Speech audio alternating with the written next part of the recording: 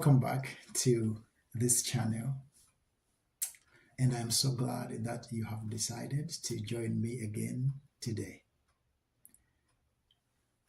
My name is Robson, and I am the president and the CEO of this organization called Empowerment International.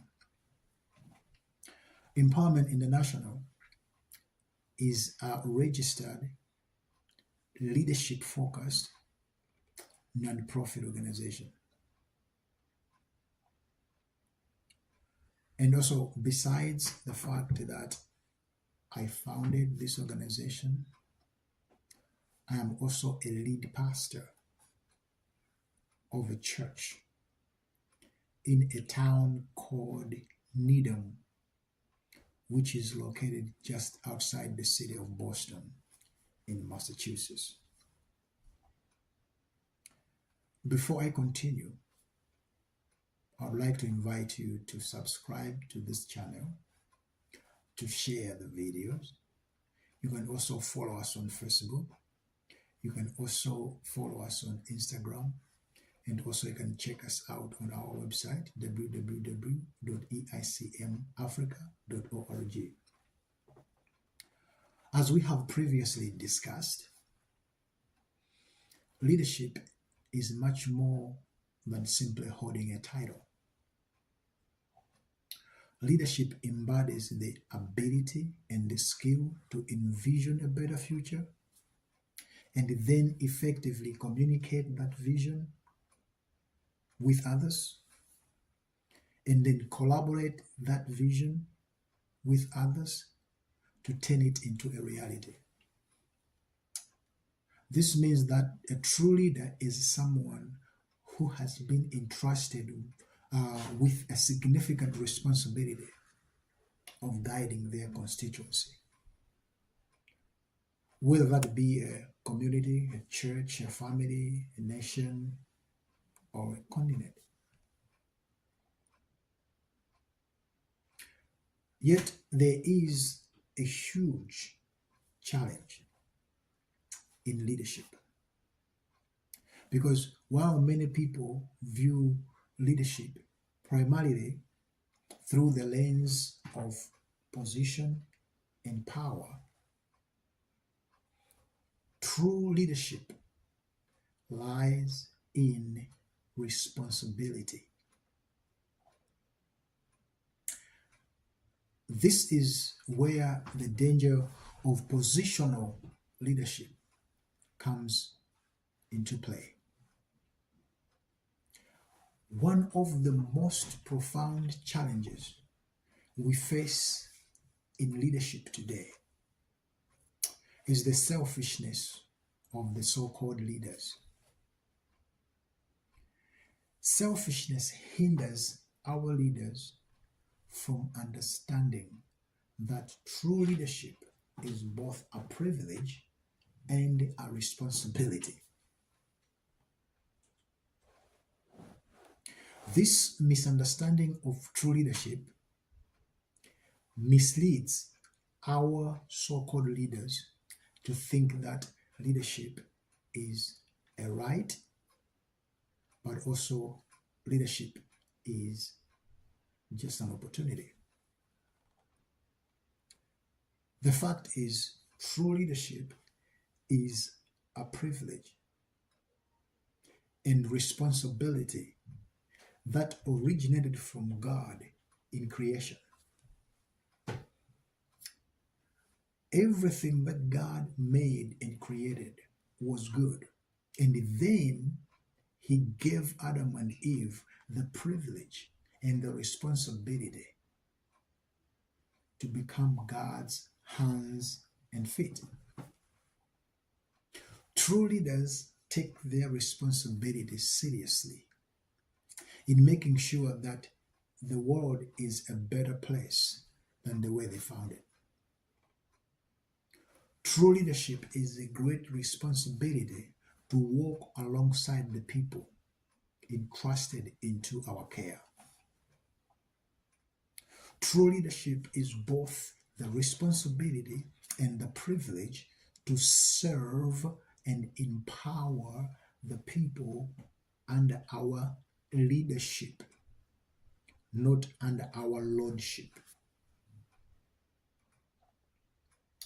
Unfortunately, many of our leaders often view their roles as a platform for power, control, and abuse. To these misinformed leaders, leadership is misunderstood as a right and as an easy vehicle to opportunities. To such leaders, leadership is a vehicle for personal gains. Leadership is a vehicle through which illegal deals and corrupt opportunities are channeled.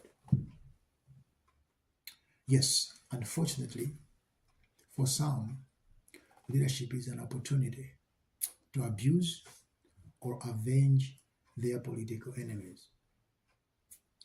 Rather than treating leadership as a solemn responsibility and duty to the people they represent, they exploit positions as tools for their own enrichment. Take a moment and think with me a few possibilities. What would our villages and our communities look like if our chiefs and community leaders embrace their responsibilities and their leadership as a way to uplift and empower their communities? What would our churches look like today if our pastors, priests, and prophets, and even the congregants alike understood that true leadership is serving and empowering others, not manipulating or stealing from them for personal enrichment? I know for sure that people's lives will be better today, spiritually, economically, socially, and every aspect of life, if those so-called leaders take their responsibilities seriously. What would be the levels of development and economic growth in our countries or in our continent if our elected officials had national interest at heart? What kind of transformation could Malawi or Africa experience today if our political leaders cared more about the people? I guarantee you that Africans could not be experiencing the levels of poverty that we are today. The Bible offers us powerful examples of leaders who understood that their roles were not mainly pathways to wealth, power, and control. These are some of the leaders who took their roles seriously with a sense of tremendous responsibility and love. Consider Moses, who approached his leadership with a profound sense of responsibility, transforming the lives of the Israelites for the better. Moses sacrificed the comfort of living in the palace in Egypt to a life of a nomad or the life of the wanderer in the wilderness. For Moses, seeing the Israelites freed from their slavery to obtain their own land of promise. The land flowing with milk and honey was the great responsibility and privilege of his life. This is why even our failed leaders and politicians like to compare themselves to modern day Moses, which is not even close. Consider the life of Esther in the Bible, one of the courageous leaders in the history of the Jewish people. Esther took her role very seriously and responsibility to the degree that she risked her own life for the sake of her people and for her nation.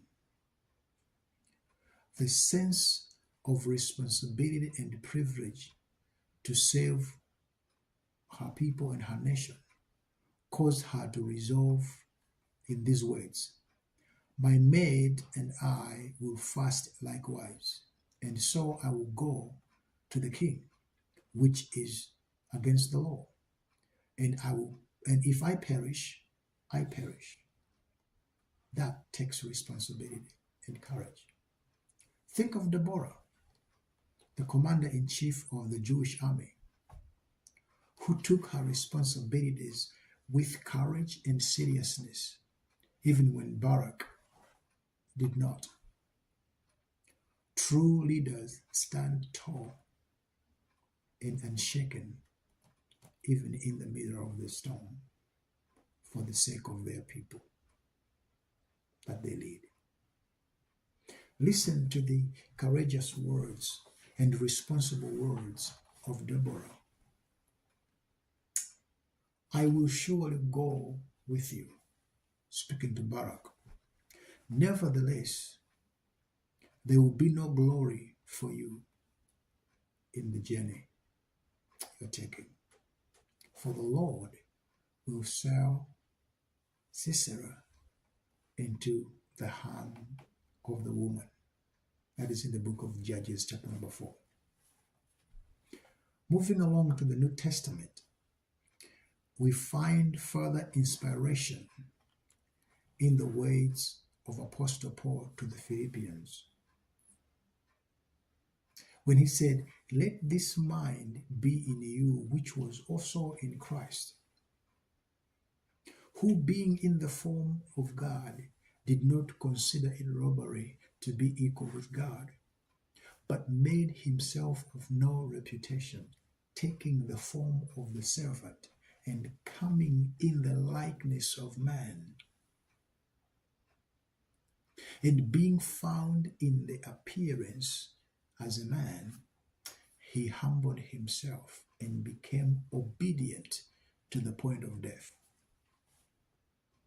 even the death on the cross."